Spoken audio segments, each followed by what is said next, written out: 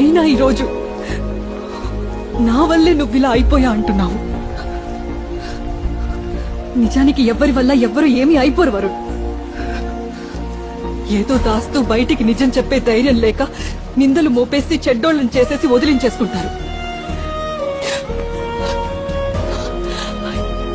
I feel like puking man. తల తిరుగుతుంది, తిట్టాలనుంది, నీ కాలర్ పట్టుకుని గట్టిగా అరవాలనుంది. But I won't. ఎందుకంటే మా అమ్మ నన్ను ఒక రాణిలా పెంచింది. And a queen even at a funeral mourns with dignity. కన్నీళ్లలో కూడా తన హుందాతనం కోల్పోదు.